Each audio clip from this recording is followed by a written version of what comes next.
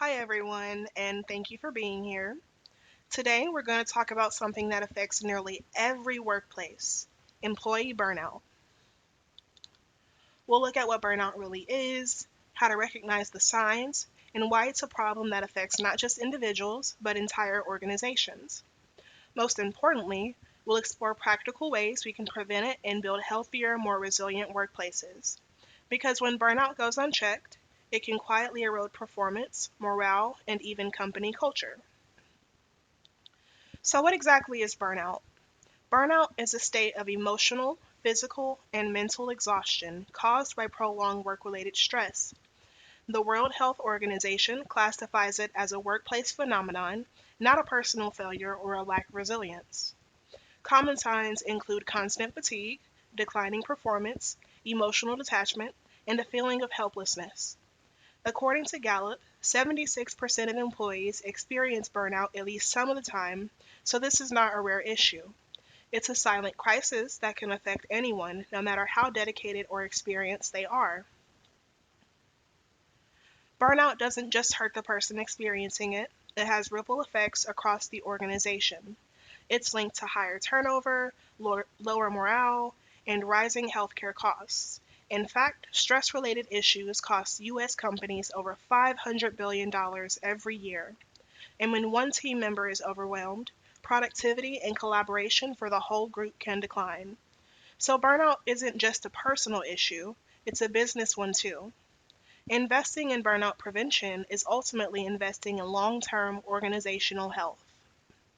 The COVID 19 pandemic made burnout even more visible, especially as many of us struggled with blurred boundaries between work and personal life. The truth is, burnout isn't just an HR issue. Everyone, from executives to team leads, needs to be involved in addressing it. And while perks like snacks and yoga classes are nice, they won't solve the root problem. We need to look at deeper, systemic changes, rethinking workloads, clarifying expectations, and improving how we support our people every day. Real solutions come from building a culture that prioritizes well being over constant hustle. Let's break down the main causes of burnout and how to prevent them. First, there's unmanageable workloads, working constantly with no downtime.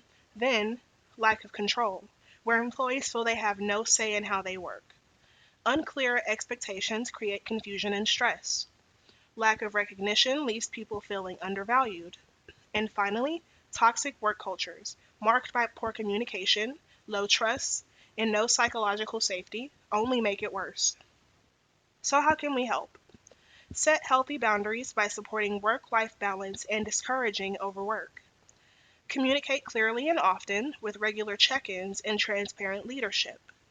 Train managers to recognize and respond to burnout signs. And most importantly, celebrate contributions regularly. Appreciation goes a long way. To wrap it up, burnout is real, widespread, and costly, but it's also something we can change.